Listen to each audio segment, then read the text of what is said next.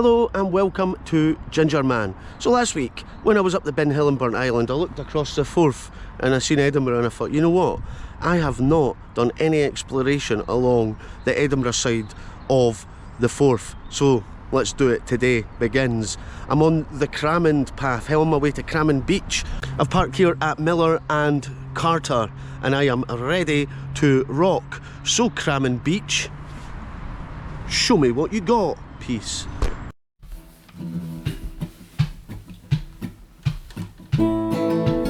I'll turn on the camera, test my microphone, I'm firing up the podcast, sound waves coming to your home. Gingerman with is here to make your day. Gingerman with would like to hear you say today.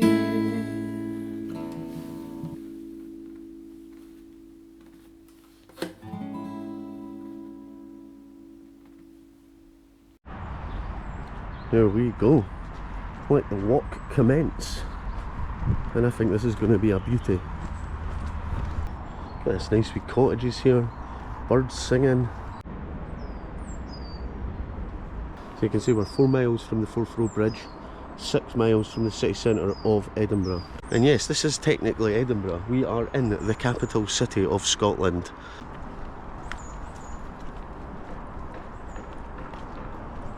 Look at this. So run directly right into the Forth. I'm not even sure what river this is actually. What a beautiful morning this is. Absolutely stunning. And you can still right now hear the noise of the road. That is taking some of the main traffic from the north of Scotland, Fife, etc. all the way into the centre of Edinburgh. There's almost like a village feel to this area here. Like just behind those trees there you can see some high-rise flats.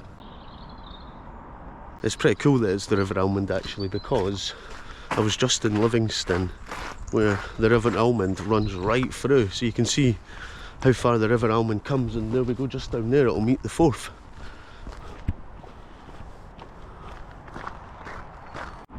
On this site you see remains of a cottage said to belong to Jock Howison. He appears in Sir Walter Scott's series about the history of Scotland, Tales of a Grandfather. His story tells of King James V, who, travelling alone and in disguise, was attacked by thieves at Cramond Brig. Howison came to the rescue, not knowing he was the king, and was invited to Holyrood Palace. You will need to read Sir Walter Scott's book for the full story. And there we go. And that's over here, the ruins. The ruins of the cottage on the River Almond. And if you look closely you can also see the ruins of what looks like another high octane tree swing. Look at the drop there. There's a part of me that is tempted to swing out, but I mean,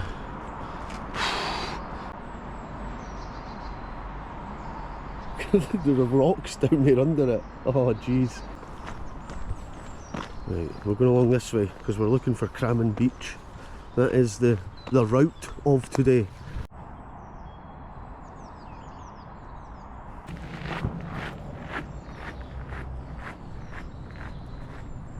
I'm not going to lie, just thinking about the Jock Howison story, it is like something right out of Game of Thrones, isn't it?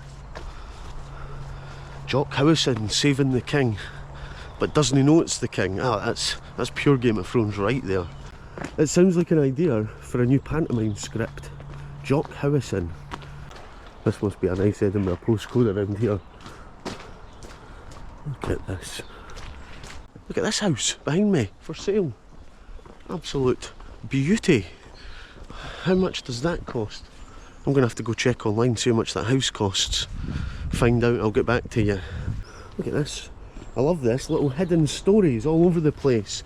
Pet Marjorie, 1803, 1811. Marjorie Fleming wandered here in rural felicity, festivity, and pleasure, and praised it in her journal as a delightful place. Braehead by name, where there is ducks, hens, bubbly jocks, 2 dogs, 2 cats, swine, and which is delightful. There you go. It's all very old school written, very poetic. But today, 2025, Gingerman comes and visits. There's a small part of me that's starting to think I've come the wrong way. I'll find out in a minute when I come to this junction, but it's no looking good for me. I think I've come the wrong way. I think I should have followed the Almond path. Oh, there's a guy with a bike beeping at me. Thank you. I should have followed the River Almond path, so now I'm just going to have to walk back down here. But if I didn't come this way, I wouldn't have found out about Pet Marjorie, so we're all a winner now, aren't we? Apart from my legs. Right, I'm coming back on myself. I've remembered to no feed the ponies. There it is. 6 zeros confirmed. Hey, I'm now going back along the way I originally went. Oh dear. I'll just go along this way. What does this sign say? River Almond Walkway. There's the snowdrops. It's a joy to see the snowdrops out. Right, I need to go to where... I thought about this. Of course I've come the wrong direction. I need to follow the river to where it meets the Forth to get to Cramond Beach. Because Cramond Beach is on the Forth. So I'm going to have to go past the direction of the £1,000,000 house again. Oh well, we'll see where we go. This is pretty cool, this wee path anyway. I'm not against it. We had Storm Eowyn last week and right through the central belt of Scotland got blasted. We lost some trees. The trees in my local woods took a battering. My back fence took a bit of a battering, but mostly unscathed. In Rosyth, I believe. So I'm assuming now when we come along this walk we're going to find some destroyed trees.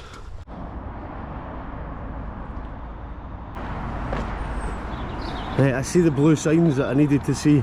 Right, I think I'm on the right way. This is the Barnton Avenue.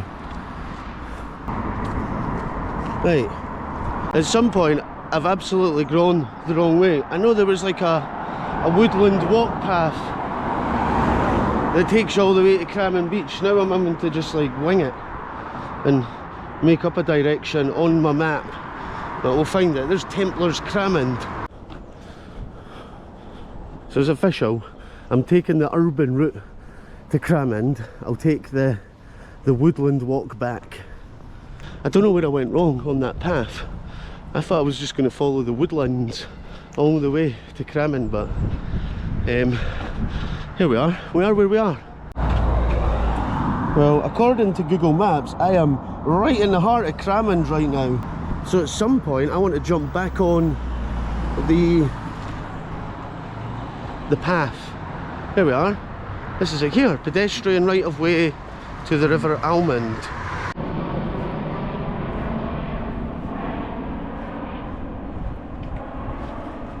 It's kind of good I've made my own path up because I'm seeing parts of Edinburgh I've never seen before right now, and I'm enjoying it. So I guess Cramond, although it is part of Edinburgh, Edinburgh would have engulfed everything around it at one point. So Cramond Village, which is where I am, is a village and suburb in the northwest of Edinburgh, at the mouth of the River Almond, where it enters the Firth of Forth. Exactly what I was talking about at the start. And just to give you an idea, I mean it says village, but the population in this village or suburb is, oh, I looked at it and then took my eyes off it and forgot the number, 13,500 people. So that's quite a lot. And just having a wee quick brief look at the history here, archaeological excavations at Cramond have uncovered evidence of habitation dating back to around 8,500 BC, making it for a time the earliest known site of human settlement in Scotland. And there you go. And we are right on the mouth of the Forth into the North Sea. We're at the mouth of the Almond into the Forth. So and as we learn and as I've walked around, where there's water, there's people existing and thriving. So this is cool, extremely historical part of the country here. It's just overwhelmed by Edinburgh that it is kind of loses its sense of who it is, I guess, through that.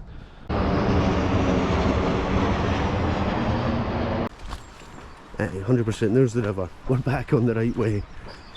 Slight detour.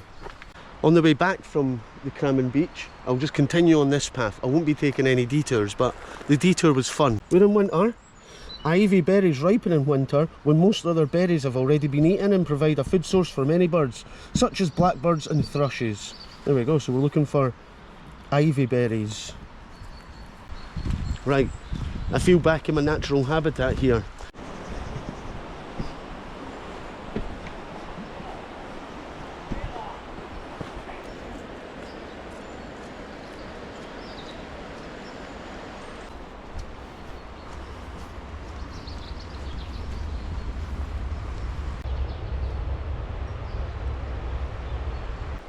This is like a makeshift staircase built with scaffolding just to help the ramblers out.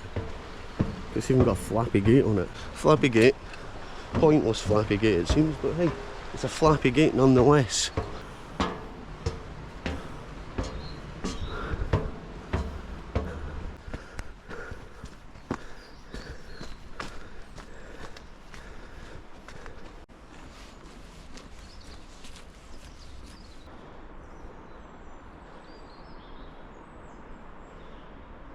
I swear, the hustle and bustle of Edinburgh is just on the other side of those trees there. I feel like I could be walking up some wee valley in the Scottish Highlands and I'm just wandering around alone, nobody for miles. But that's not the truth.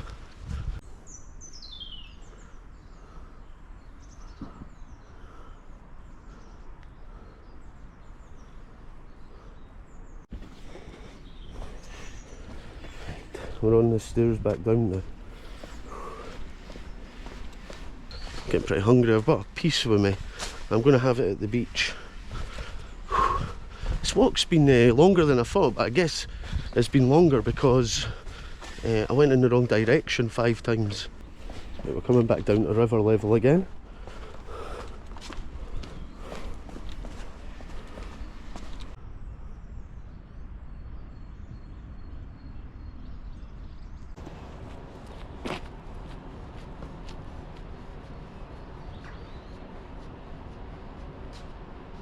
During the Roman invasion of Britain, or conquest I guess, around 142 Roman forces arrived at Cramond by order of Emperor, not Agricola, but Antonius Pius, with the task of establishing a fort at the mouth of the River Almond.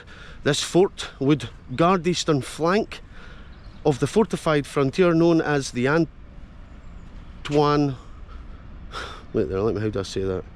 the Antonine Wall, named after the emperor, as with Hadrian's Wall, that the Romans had established across Scotland. Nearly 500 men worked on the site, building a fort that covered nearly 6 acres with a harbour for communication. I think the last time I heard about this building of a wall across this part of Scotland in the Central Belt was when I visited Inveresk over by Musselburgh, which is another part where a river meets the Forth. So this is a really historical part of Scotland. There we go. Here's the first victim of the storm recently. Have they shut the path? Is there no way past? Is this it? Is this the end of the road because of the tree? I'm going to have to work my way past it, climb through it. Path closed due to dangerous tree. Huh. I think people have worked their way over it. Look at this, ripped out the roots, clean snapped.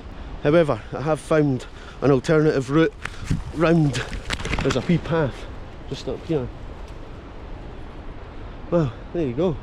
Look at that, it totally cleaned that part of the path out, so you have to jump up here. I'll remember that on the way back.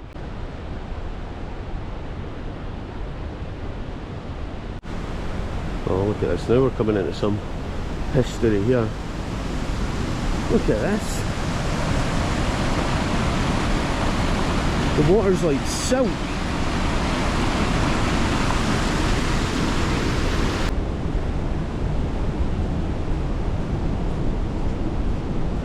Look at that!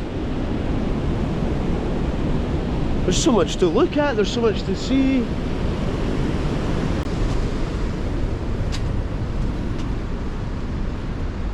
We've got these ruins that we're just walking right through.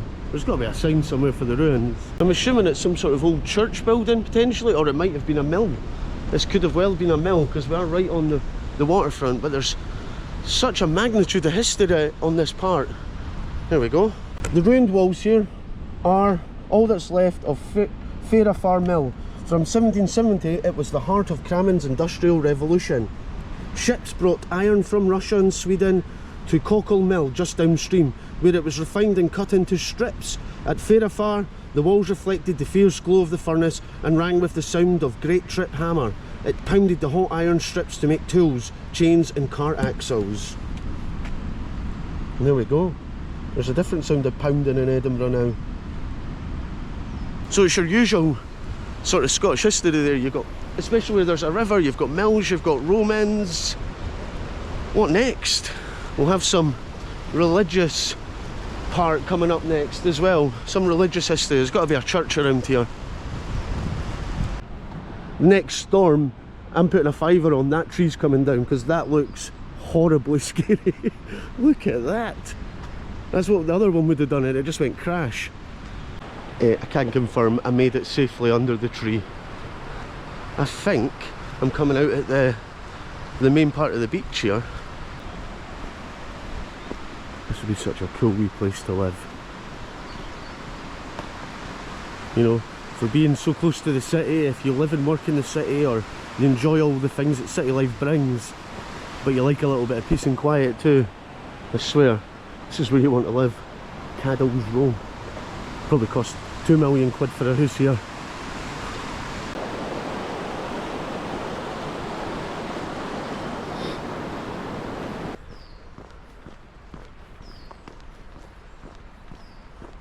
Just before I come to the point where the Almond meets the Forth, I just want to thank my patron legends, who without, I don't think I'd have been able to find the path to Cramond Beach.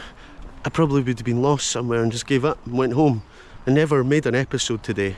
So you guys are the ones that got me to this point. Thank you very much. I love yous all. Thank you for being a patron. If you want to join the patron and get your name in an episode like these guys, click the link below. Thanks, peace, love. I have not seen a completed tree swing yet. Look at these trees. There's some incredibly old, big, majestic trees along here.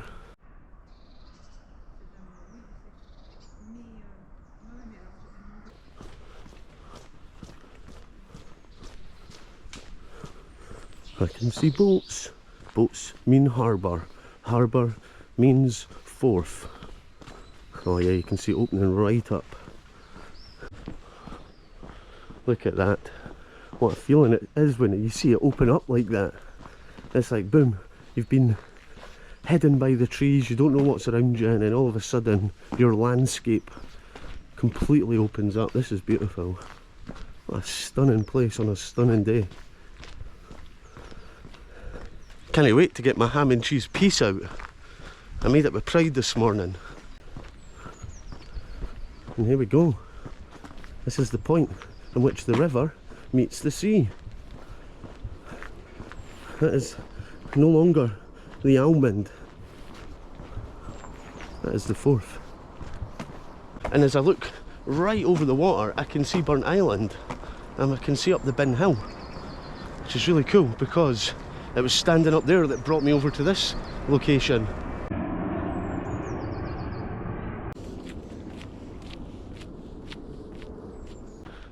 I know that when the tide is out here, you can actually walk out to Cramond Island, but it looks like the tide's in. Yes, Cramond Lioness. In 1977, a carved stone lioness was discovered by a local ferryman here on the riverbed in front of you. Having noticed it as just another hazard to his boat, the ferryman saw the head of the lioness gradually emerge from the eroding river. Realising it might be some importance, he reported it to the City of Edinburgh archaeologist. A joint operation between the City Council's Archaeology Service and National Museum of Scotland recovered this impressive Roman statue. There you go. A literal Roman statue found in the water here. This place is oozing history.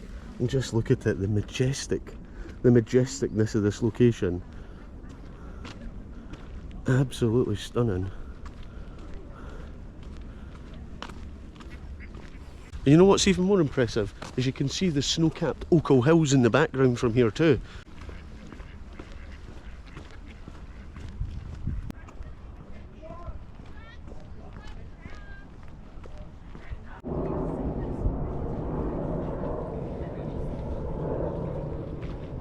So it's an extremely busy spot here.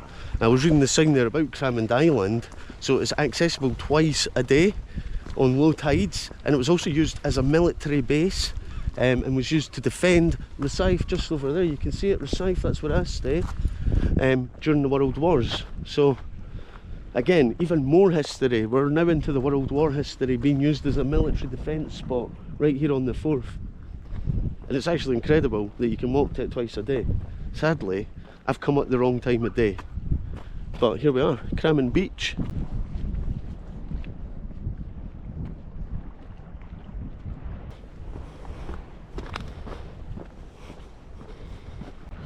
Tell you what, this is a nice place to eat your sandwich, although there's a couple of massive crows eyeing up my cheese. Oh! I almost caught it in the sky.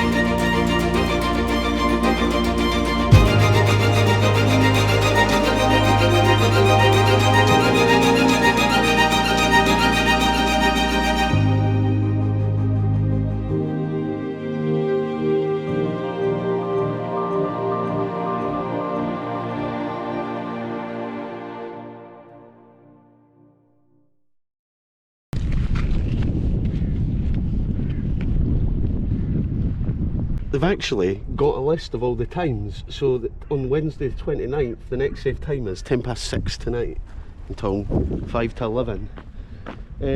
I'll have to make an effort at some point to get across to Cramond Island in a future episode. I'll give it 2 years. 2 years I'll be back on the island. I'll make it happen.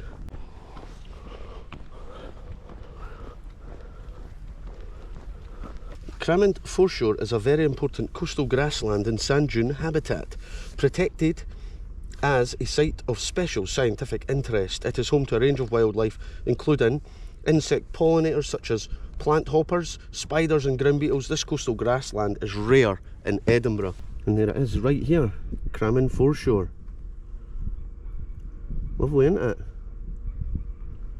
There's my favourite seabird, the ringed plover. So they want to keep it They want to keep this bit nice. They're trying to avoid people walking over it. I think they're building like a walking platform so you don't have to wander in between it all.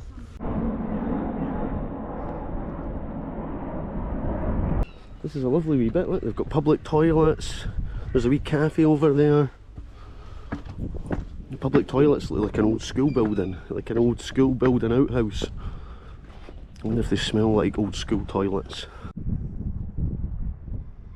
I'm going to be honest with you, they have a haunting smell. But I've done my business, so I'm happy. Look at the Cramond Inn. How absolutely cute is this little street? Absolutely beautiful. So we've got the red telephone box.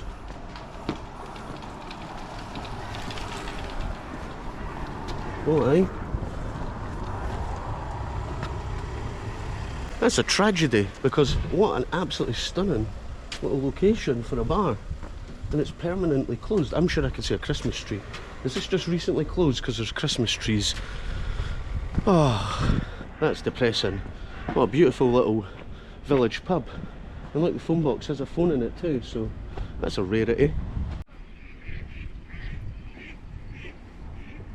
This is just such a beautiful part of Edinburgh, and it's incredible that you could live your whole life in Edinburgh and never walk around this little bit of Cramond Village. I mean, of course a lot of people have been here, but it's kind of snuggled away here. There's more property for sale. I wonder how much this costs.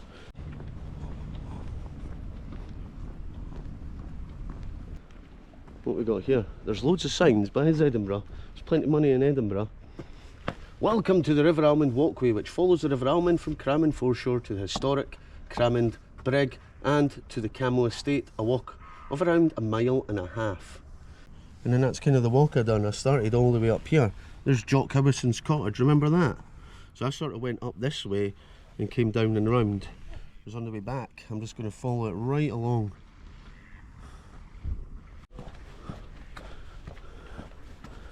This would be a nice place to keep your boat and set sail from.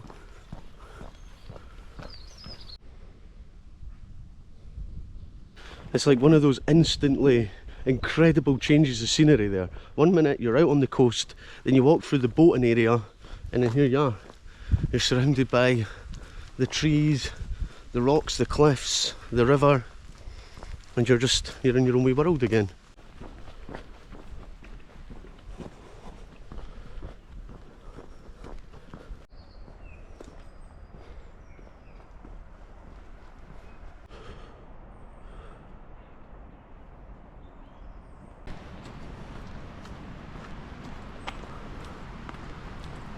Cramond developed slowly over the centuries, with Cramond Kirk being founded in 1656 after a brief period spent as an industrial village in the 18th and 19th centuries. That would be with the mills, and by the late 19th century it became a desirable suburb of Edinburgh, which remains to this day as it does. Cramond was officially made part of Edinburgh, here we go, this is interesting, on the 1st of November 1920. So there you go. It was as late in history as 1920 that Edinburgh consumed this part of Scotland known as Cramond. It'll be interesting to see if any long-term people living in Cramond still just call this place Cramond, passed on from generations rather than Edinburgh. Now I guess if this is the Almond walkway, we're here now, so I guess if you just keep following it, we could have technically end up in Livingston. There you go. Fishing by permit only. So you can fish here, but you need a permit.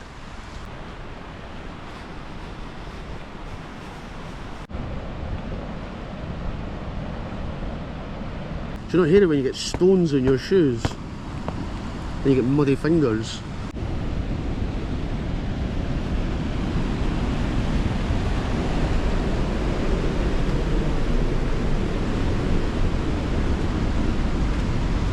There's a fallen tree. Well, now I know it's fallen, I can just go this way. No worries. It's very muddy and minging everywhere.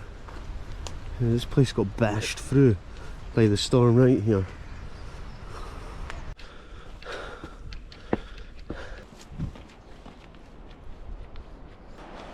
And back down the industrial staircase. Just meet me at the appetite.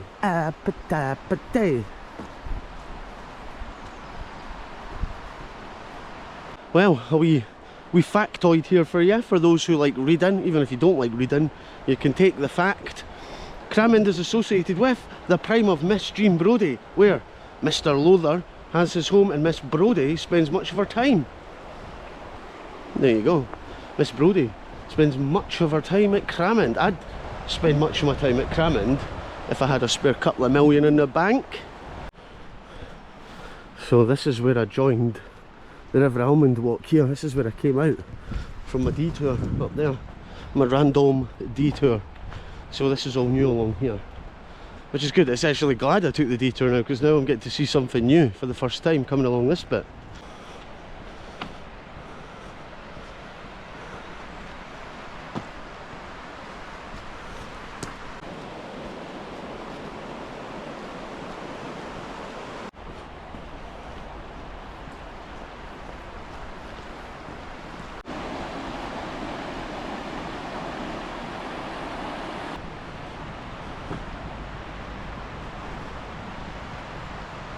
And so far this has probably been about a just over 2 hour walk. I think once I'm complete, probably about 2.5 hours, maybe quicker if you don't take the detour that I took. And you know what, in the summertime, real easy, maybe a bit splodgy in the winter.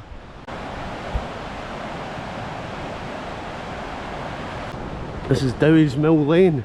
There's another house for sale. That one looks nice. That's a cute cottage, that one. Plenty for sale here. Now, I can see where I went wrong on my walk. I walked too far past the bridge at the start. There we go, some new house being built. I bet that is going to be modern and fancy. Not right now though. It's got a long way to go. Right, so I walked right past this wee alleyway. I just continued walking that way, I think. Did I? Now look, if you turn to the right, it's 13 miles to Dunfermline. Yeah, how did I miss this? We're back at the Do Not Feed the Ponies field. This is where I went wrong. I went that way and I should have gone that way. Easy mistake. See, it all makes sense because I knew I had to follow it down there, and look, if you look closely you can actually see the path. I don't know how I missed it at the start, but there you go. That's the Cramond path. The earliest sections of the bridge could date back to the 1400s, when a bridge was built to replace a historic ford. This was largely rebuilt in 1619 with major repairs carried out in 1687, 1761, 1776, 1854. There you go. And the bridge was replaced at the main crossing point in 1823 by an 8-arch bridge upstream, demolished in 1963 to make way for the current road bridge. There you go. So there's an actual road bridge over to this now that you don't even realise you're crossing, because when I'm driving into Edinburgh I am at no point aware that the Almond's right here. And here we go, I'm back at Miller and Carter, where it all began. What can I say about this walk? If you're looking for something a little bit different in Edinburgh from the usual sort of mainstream walks, this is the one to do. The Cramond walk. Walk out to the island if you can time it right. There's so much this walk can unearth for you and open up all different parts of Edinburgh and Scotland. It is really a fascinating and incredible walk, and it feels really historically Scottish as you walk through it, with little cottages, the mill history. It really is a beautiful, beautiful walk, and I recommend it. And I've already said that, but you know, I like repeating myself. So anyway, thanks for having me, Cramond. I'll be back to get to the island in about 2 years. Peace. Well, it was a lovely to see you. It's the end of the show. Bring on tomorrow. Where shall we go? Where shall we go?